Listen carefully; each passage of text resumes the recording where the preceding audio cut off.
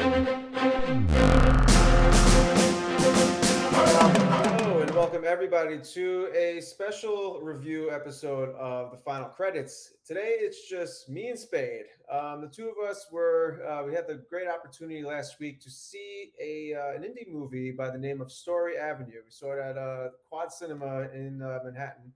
And it was an indie film, low budget. With all these crazy CGI blockbuster movies we've been seeing and reviewing to you guys this past year, this was definitely like a much more raw and real type of movie, but like it really stood out. I was amazed by honestly what we saw.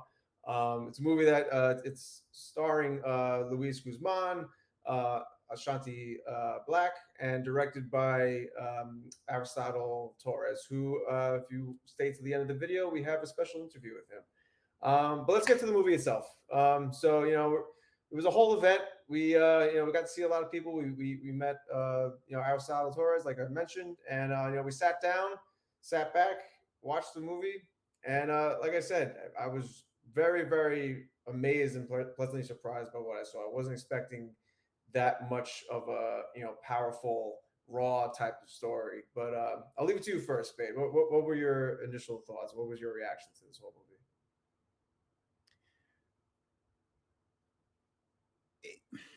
It blew my mind away because it was such a simple story and the acting was so great in it. It was a bit cliche in the sense of what the characters were doing or saying, or typical movie tropes. But at the end of the day, it's basically a story about a kid who would try to rob somebody at a train station, and instead of that guy you know giving him his money, he ended up teaching that kid a lesson. Well, So it's an underdog story, right? And end of the day, like right. you're not wrong. It's we've definitely seen that type of like general premise, again and again. But like it was just the nature, I guess, of how like the story presented itself and how the characters developed and everything. Like, it wasn't just some underdog, like some unpopular kid in school or something like that. Like this was about a kid like living in the streets, like of the Bronx, tough neighborhood, tough people walking around. People who are involved in gangs. There's rivalries and wars and things like that. And he's a kid who's he's obviously gifted. He's very artistic. He's compared to people that we saw like in the gangs and in the streets and things like that. He definitely has a very he's obviously very smart. Basically, like he's gifted in a lot of ways. And he's got a tragic backstory. He had a brother who died. Like I think he was like disabled in some way, and I think he drowned in the bathtub, obviously. And the main character is very traumatized by that, and he holds that on his shoulder. And, at the same time, he's involved with these people who are involved with this gang, and they're fighting this other gang, and the main person there wants him to be a part of it, and he's kind of torn between what he needs to do and what he can do. And like you mentioned before, it gets to a point where he's tasked with the job of basically robbing somebody at gunpoint. It ends up being somebody that he sees on the train, which is the character that Luis Guzman plays, and that's where the whole movie develops. And and again, I think like the character that Luis plays, maybe a little cliche. Like it's a typical like nice guy being generous and trying to pull somebody up out of the goop and just make them the best person that they could be. But like I feel like that's a trope that we need right now. Like I don't. It's a trope that I Totally feel like we agree. haven't seen in a while. And like I thought his character was the standout in the whole movie. Like that, it's he was very complex in the way that he was very, like I said, generous. He was a character that like was just you can look at him and admire what he was doing, but at the same time, he was human. He had demons. He had problems and issues, and they came to bite him in the ass throughout the He movie. basically is one of us. Like it could be Right. anyone. Any one of us could be Luis. Well, Luis was the character's name also, but it was Yeah. he did it so well. Like, yeah, we know him as being someone who is always in comedic roles. Yes, he did that in this movie also. There was a lot of sarcasm in his character. There was a lot of what really made me appreciate this was the fact that he also showed pain. He also Yes. showed sorrow and despair. Like you would see him, like especially the scenes where it was Asante Blackk and Luis, and they're just talking, and Asante Blackk is telling him about his, you're trying to replace me with your son that's missing. Like you felt all that power that Luis was trying to like give that character. Like it was, You know what it was? I think it was phenomenal. He had so many layers to his character, but the Yeah. movie, it was kind of genius the way they did it. It was just as like every scene kind of like peeled away an extra layer of Another his layer. character. It was like an onion. Yeah. He went from just a guy sitting in a train and the guy who was like getting held at gunpoint to like we just like learned like little bits and pieces about it, even if it was like little things or little funny things that like it made you bond with the character along Right. with It made him into a Andre father Black's figure character. for someone. Right. Right. Yeah. Like even something as small as like when the first conversation they have when he brings him to the restaurant, like we learn that he just loves the Cuban sandwiches that they serve there. Like little things like that, like you just kind of get to know him as a person rather than just like experiencing his character on screen. I think like that really gave that extra level of like dimension and like that dynamic between him and Andre Blackk, Asante Blackk, excuse me. That like you saw like you said, like a father son type of relationship that you really could get invested in. So like that in itself, like really kept you hooked. I think throughout like the entire movie. Yeah, I listen. I cannot recommend this movie enough. And here's the thing. One of my top movies this year was going to be Oppenheimer.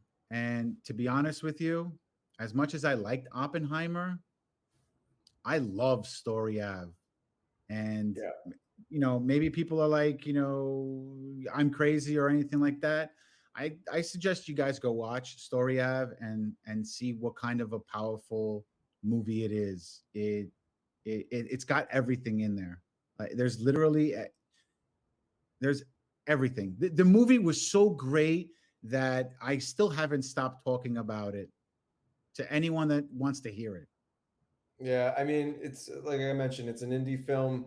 It's one of those things that like if you see this out there, go watch it, go support it. It's really like we said, like at its core, yes, it's an underdog story. We've seen stuff like that before, but like the type of story this is, the way it writes itself out, the way it develops its characters, the layers it has to everything, and just how raw and real all of it was. Like you felt like Yeah. you were actually in those neighborhoods. You felt like you knew how those people lived day to day in those neighborhoods. It did such a good job of like bringing that out, and I appreciate it for that alone. But the comparison to Oppenheimer, I think it's a little like apples to oranges in certain ways. But we have like multi-$100 million movie versus like an Right. indie flick. There's going to be like certain But things listen, that one we can do. But I get what but you're that goes saying. to show you, though. It goes to show you, though, that just because you Yes. have a multi-million-dollar budget doesn't necessarily mean that a small budget movie like this can't be better storyline wise. You understand? So Yeah. just because you can throw, hundreds of millions of dollars at something doesn't necessarily mean that it's going to be great. We see that with comic book movies today. They got a $200-300 million budget, but that doesn't necessarily mean that it's going to be good. Look at the Fast series. Doesn't mean it's going to be good, and they spent 300 million on that movie. So money isn't everything when it comes to making a film. If the storyline is crap, the movie is going to be crap, no matter how many special effects you have in that movie. And this movie was raw, it was real, and you guys should go watch it and tell us what you guys think. Yep. All the thumbs up. All the thumbs up for this movie. Yeah. So that was it for us with Story Avenue. Like we said, stick around. We have a special conversation with the director Aristotle Torres coming up right after this. And who, by the way, that man is such a nice, humble man. Like, he was great. He was awesome. Talking to him even before we recorded and after we recorded, he is such a nice guy. Like you can feel like he had such passion in the story and the way he was explaining things. Like when we sat down in the Q&A, and he was so informative. It didn't matter what the question was, he answered it like It was great. You know what it was? He loved everything that he did with this movie and like how he was a Yeah. part of it. Like he was so like fully invested. Like this movie was a part of him. The way he was talking Yep. about it. And yeah, like you mentioned, like he did like a special Q&A with somebody who was interviewing him after the credits rolled, and yeah, he just he took the time to just respond so eloquently to like everybody like asking him questions, and especially after the Q&A was over. Everybody was hounding him, trying to take pictures of him, talk to him, and all that stuff. And but actually, it's good that you mentioned the Q&A because like the conversation that we'll show you guys after this. I wasn't even intending on asking him a question like that after after we left the theater, but like he had a moment, like he said something about the movie where he said that it was based on like his own life experiences growing up in the Bronx, like in those types of neighborhoods. So I was like, you know what, like then a question just popped into my head, like I have to ask him this now. So you'll see it in a little bit, but yeah, like we again, pulled him he was off to just the side and we were like, "Hey, listen, can we ask you a few questions?" And he was like, "Yeah, no problem." so humble about it. Yeah, no, he was great. Truly great. So yeah, so we'll leave it at that. Again, if you see this movie out in any theaters, any indie theaters, I think it's coming out this we saw the premiere, it's coming out this Friday. I think this is the 6th. Well, we saw it this Friday.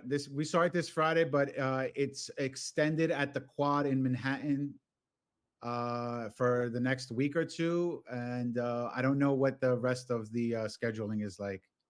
Okay. So yeah, well, it'll be in select theaters, so wherever you see it, definitely take the time to watch it. It'll definitely make your weekend for sure. Yeah. So definitely. On that note, that was our review. Story Avenue. Again, support it, watch it, and until next time, we out. Roll credits. Roll credits. Hello, everybody. We are here at Quad Cinema. Credits. We're here with director Aristotle Torres, and we're on for the movie Story Avenue. It just came out of the theater. Beautiful movie. Congratulations, by the way.